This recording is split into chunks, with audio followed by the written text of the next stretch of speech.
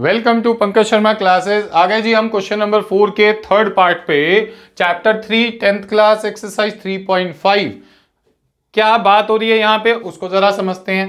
कहते हैं जी क्वेश्चन पढ़ते हैं। Yash scored 40 marks in a test.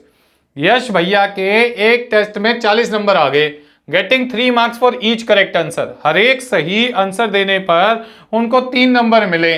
And losing 1 marks for each wrong answer. और हर एक गलत आंसर देने पर 1 नंबर काट दिया गया। मतलब टीचर ने बोला था कि जो आपको आता है वही करना, जो नहीं आता उसको छोड़ देना। अगर उसको नहीं छोड़ोगे, अगर आप उसको करोगे तो जो आपके मार्क्स आए उसमें से हम उतने मार्क्स काट लेंगे। मतलब हर एक गलत आंसर का 1 नंबर जो है वो काट लिया जाएगा। इसका मतलब यह हुआ कि अगर मान लो आपके 5 नंबर आए, अब 5 नंबर में से आपने एक गलत आंसर दिया था, एक गलत आंसर दिया था तो 1 कट जाएगा, तो आपके टोटल नंबर रह जाएंगे 4। क्लियर हो गई बात यहां तक? तो इस तरीके से यहां पर आगे बात करते हैं।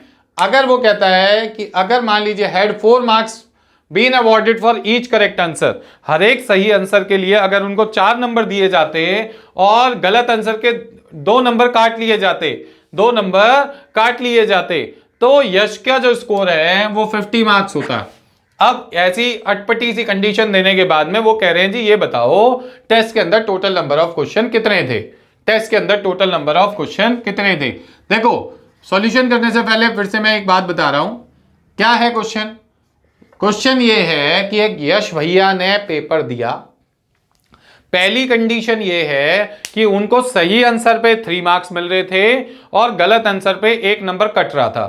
पहली कंडीशन हो गई और टोटल नंबर आए 40। दूसरी कंडीशन ये है जब उन्होंने सही आंसर दिया तो उनको 4 मार्क्स मिल रहे थे और उनके 2 नंबर जो हैं वो कट रहे थे गलत आंसर देने पर, तो उनके जो टोटल मार्क्स आए वो आए 50। अब इस बात को हम कैसे करेंगे उस पर देखते हैं। Let the number of questions, number of questions whose answer, whose correct answer given by Yash be x. आपने क्या कहा? Number of questions whose correct answer given by Yash. Yash ने जिन क्वेश्चंस का सही आंसर दिया उनको हमने एक्स मान लिया।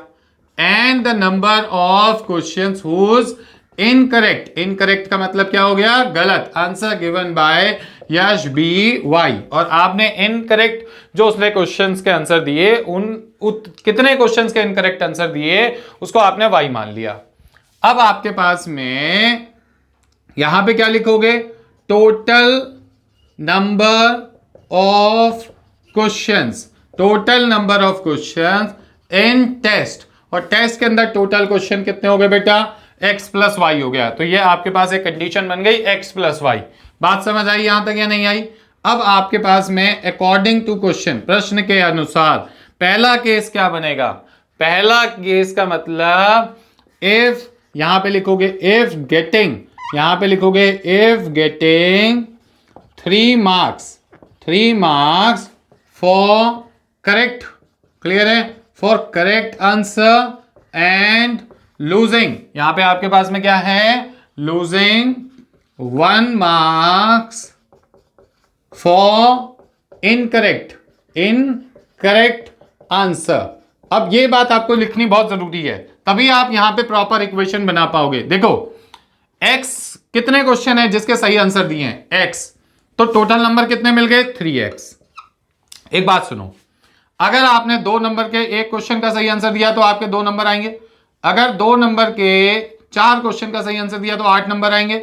अगर 3 नंबर के x क्वेश्चन का सही आंसर दिया तो नंबर आएंगे 3x मल्टीप्लाई करके। बात समझ आ गई? तो यहां पे आपने क्या लिखा? 3x।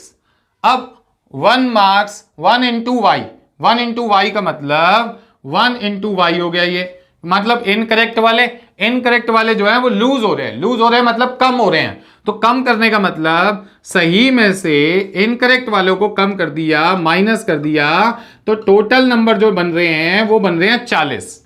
टोटल नंबर कितने बन रहे हैं? 40 बन रहे हैं। टोटल नंबर 40 बन गए। तो अब आपने यहां पर इसको क्या मान लिया? ये आपकी कौन सी इक्वेशन हो गई बेटा? फर्स्ट इक्वेशन हो गई। अब यहीं पे एक बात लिखोगे, अगली बात क्या है? If getting 4 marks 4 marks for correct answer and losing 2 marks को लूज कर रहा है वो फॉर इनकरेक्ट आंसर। अब ध्यान से समझो, इस बार क्या हालत बने, 4 नंबर मिले जी सही करने के, 4x लिख दिया और कितने गए, 2 गए, तो 2y हो गया, 2 इंटू वाई। इसमें से इसको माइनस करेंगे तो बच कितने गए, 50 नंबर बच गए। तो ये आपके पास में कौन सी इक्वेशन बन गई, सेकेंड इक्वेशन बन गई। बात समझ आ गई या नहीं आ गई? बट इसको सेकेंड इक्वेशन नहीं मानेंगे अभी हम। सेकेंड इक्वेशन क्यों नहीं मानेंगे? क्योंकि अभी इसमें से कुछ कॉमन लेके काट सकते हैं। ध्यान से देखो, 2 कॉमन आ रहा है, 2 कॉमन ले लो। 2 कॉमन लेने का मतलब 4x को 2 से डिवाइड करो और 2y को भी 2 से डिवाइड करो। यहाँ पे कितना आ गया, 50। 4 को 2 से ये 2 जो है वहां डिवाइड में चला जाएगा। यहाँ पे बचेगा क्या आपके पास में, 2x minus y is equals to 25। ये आपकी कौन सी इक्वेशन बन गई बेटा, सेकेंड इक्वेशन बन गई। अब 2 इक्वेशंस आपके सामने, y और y का कोफिशिएंट बराबर है, तो आप यहाँ पे एलिमिनेशन मेथड से इसको सॉल्व कर दोगे। एलिमिनेशन मेथड में फॉर्मूला लगाओगे, इक्वेशन 1 माइनस इक्वेशन 2। क्यों ये वाला फॉर्मूला लगा रहे हो? क्योंकि आपके दोनों के जो साइन है वो सेम है। तो आपने यहाँ पे क्या लिखा, 3x minus y is equal to 40, और यहाँ पे आपने क्या लिखा, 2x minus y is equal to 25। यहाँ पे माइनस, यहाँ माइनस, यहाँ माइनस, ये आपके पास कैंसिल आउट हो गया। माइनस नहीं है, प्लस है, ये एक माइनस में एक प्लस में कैंसिल आउट हो गया। 3x में से 2x जाएंगे तो आपके पास x बचेगा। यहाँ पे 40 में से 25 चले गए तो आपके पास बच गया 15। अब आपके पास में x की जो वैल्यू है वो निकल के आ गई 15। बात समझ आ गई होगी यहाँ तक। क्वेश्चन अच्छे से लिखना, बिल्कुल इसी तरीके से आपने लिखना है। अब आपने जैसे यहाँ पे x की वैल्यू निकाल दी, अब आपके पास में x की वैल्यू को आप किस में पुट करोगे, फर्स्ट इक्वेशन में पुट करोगे। अब यहाँ पे आपके पास में फर्स्ट इक्वेशन थी क्या, 3x minus y is equal to 40। ये आपके पास में कौन सी इक्वेशन थी, फर्स्ट इक्वेशन थी। यहाँ के बाद यहाँ पे आ जाओगे, आप यहाँ क्या लिखोगे, पुट करोगे x is equal to 15 in equation number 1। तो 3 इंटू में यहाँ पे 15 हो गया, माइनस वाई हो गया, इक्वल्स टू कितना हो गया, 40 हो गया। तो यहाँ पे 15 45 मतलब 45, minus y is equal to 40, minus y is equal to 40 minus 45, यहाँ में minus y is equal to minus 5, minus से माइनस कैंसिल। तो जो आपकी y की वैल्यू है वो कितनी आ गई बेटा, 5 आ गई। तो अब आपसे उसने क्या पूछा था, सिर्फ उन्होंने उस क्वेश्चन में पूछा है how many questions were there in the list. अगर वो पूछते कि कितने क्वेश्चंस के सही जवाब दिए तो आप बताते 15, कितने क्वेश्चंस के गलत जवाब दिए तो आप बताते 5।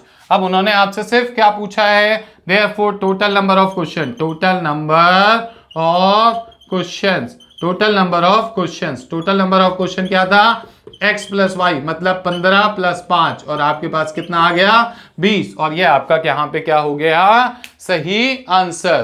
क्लियर है मेरी बात यहाँ तक?